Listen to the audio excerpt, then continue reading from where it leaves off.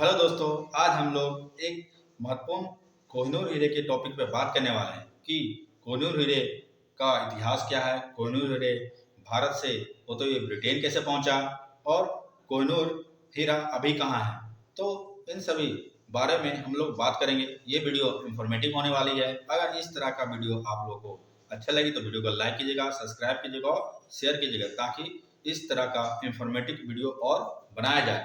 तो शुरू करते हैं हम लोग। कोहिनूर हीरा कोहिनूर हीरा अभी वर्तमान में आंध्र प्रदेश और तेलंगाना का एक जगह था। वहाँ पे गोलकुंडा गोलकुंडा नामक जगह पे ही खान थी, गोलकुंडा खान। वहाँ से ये हीरे को निकाला गया। ये हीरा निकाला उस समय एक गोलकुंडा में ही, आंध्र प्रदेश में ही एक राजवंश था, काकतीय राजवंश। तेलंगाना का राजधानी उस समय वारंगल था। वारंगल में काकतीय काकतीय राजवंश ने ही माना जाता है कि उस हीरे को निकलवाया काकतीय राजवंश। काकतीय राजवंश के शासक है प्रताप रुद्रदेव। इसके पास ये हीरा पाया जाता है। इस समय भारत पे, उत्तर भारत में अलाउद्दीन खिलजी का शासन है। 1306 में अलाउद्दीन खिलजी अपना दक्षिण भारत अभियान शुरू करता है, दक्षिण भारत को जीतने का अभियान शुरू करता है और उसके लिए अपना सेनापति मलिक काफूर को चुनता है। मलिक काफूर को उत्तर भारत से दक्षिण भारत के जीतने के लिए भेजता है 1306 में दिल्ली से मलिक काफूर निकलता है और इस जगह को जीतते हुए वारंगल यानी आंध्र प्रदेश तेलंगाना की जगह पर पहुंचता है और यहाँ पे काकतीय राजवंश को हराता है, जो उस समय राजा था प्रताप रुद्रदेव को हराने के बाद प्रताप रुद्रदेव अलाउद्दीन खिलजी की अधीनता मानते हुए कोहिनूर हीरे भेंट स्वरूप अलाउद्दीन खिलजी को देता है। यानी अलाउद्दीन खिलजी के सेनापति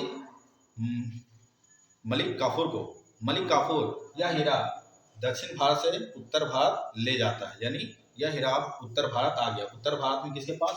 अलाउद्दीन खिलजी के पास। अलाउद्दीन खिलजी से होता हुआ यह हीरा दिल्ली सल्तनत के सभी शासकों से होते हुए इब्राहिम लोदी के पास पहुंचता है। इब्राहिम लोदी जो दिल्ली सल्तनत का अंतिम शासक था, उसके बाद यह हीरा विक्रमजीत, जो इब्राहिम लोदी से छीन लेता है, विक्रमजीत, यह हीरा फिर अब दक्षिण भारत पहुंच जाता है क्योंकि विक्रमजीत दक्षिण भारत का ही शासक था।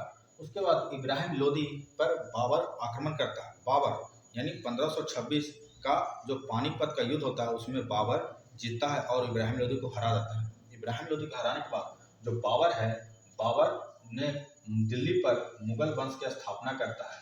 दिल्ली पर मुगल वंश की स्थापना करने के बाद बाबर अपने बेटे हुमायूं को दक्षिण भारत को जीतने को भेजता है। इसी क्रम में जब हुमायूं दक्षिण भारत पहुंचता है तो विक्रमजीत से यह हीरा ले लेता है। हुमायूं विक्रमजीत से हुमायूं हीरा लेने के बाद यह बाबर को हीरा दे देता है। बाबर इस हीरे का नाम बाबरी हीरा नाम रखता है।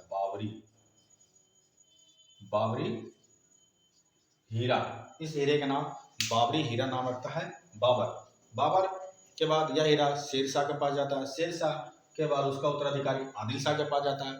आदिल शाह का जो सेनापति था हेमू, यही हेमू है जिसके साथ अकबर ने लड़ाई की थी पानीपत का दूसरा युद्ध।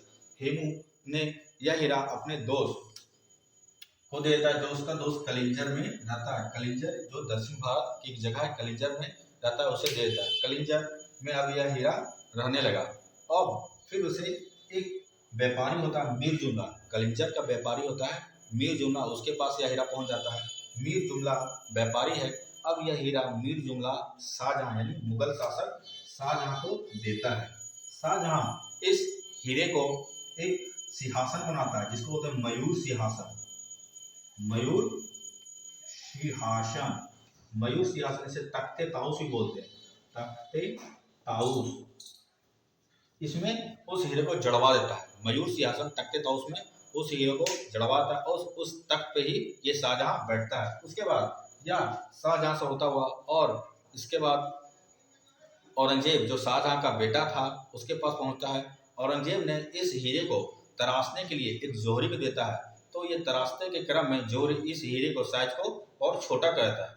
परिणाम स्वरूप उस जौहरी को औरंगजेब दंड भी देता है। उसके बाद यह हीरा औरंगजेब से होते हुए मोहम्मद शाह के पास पहुंचता है, जो मुगल शासक है मोहम्मद शाह।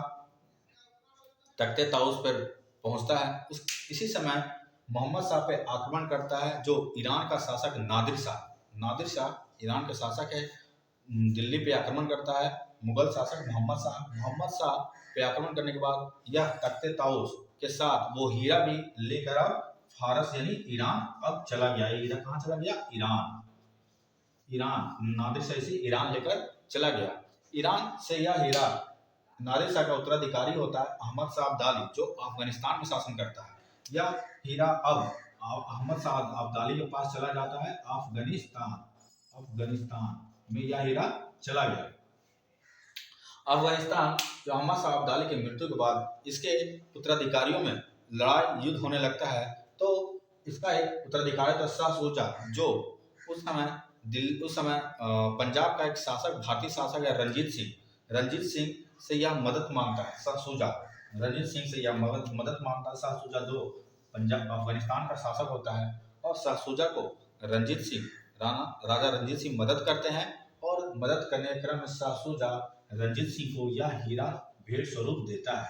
अब हीरा फिर से पंजाब के क्षेत्र में रंजीत सिंह के पास आ गया। अब यह हीरा रंजीत सिंह के बाद उसके उत्तराधिकारी को होते हुए इसका अंतिम उत्तराधिकारी रंजीत सिंह के दिलीप सिंह के पास यह हीरा पहुंचता है। अब यह कोहिनूर हीरा दिलीप सिंह के पास पहुंचा। दिलीप सिंह पे अंग्रेजों द्वारा आक्रमण करने के क्रम में उसे अब दिलीप सिंह पर यानी पंजाब क्षेत्र पर अधिकार कर लिया अंग्रेजों ने, और अंग्रेजों ने दिलीप सिंह जो बहुत छोटा अभी था, अवयस्क शासक था, उसे भेज देता है ब्रिटेन कोहिनूर हीरा लेकर। और ये कोहिनूर हीरा ब्रिटेन में दिलीप सिंह द्वारा महारानी को भेंट करवाया जाता है। यह हीरा अब ब्रिटेन पहुंच गया। ब्रिटेन पहुंचने के बाद यह हीरा महारानी के जो तख्त होता है उस पर लगा हुआ अभी वर्तमान में यह हीरा है, जो महारानी द्वारा पहना गया उस पे क्राउन पे यह हीरा स्थित है। इस हीरे का एक अभिशाप है कि जिस पुरुष शासक के पास यह हीरा गया उसका वंश का सर्वनाश हो गया। जैसे मुगल शासक जिसने भी इस हीरे को लिया, उस वंश का शासन बहुत जल्दी समाप्त हो गया। लेकिन अगर इस महिला के पास यह हीरा जाता है तो यह बहुत समय तक रहता है। अगर यही इस वीडियो के माध्यम से आप लोगों के सामने कोहिनूर हीरे का इतिहास और भविष्य के बारे में बताया। अभी कोहिनूर हीरा ब्रिटेन में है। भारत सरकार प्रयास कर रहा है कि ये कोहिनूर हीरा वापस भारत आ जाए।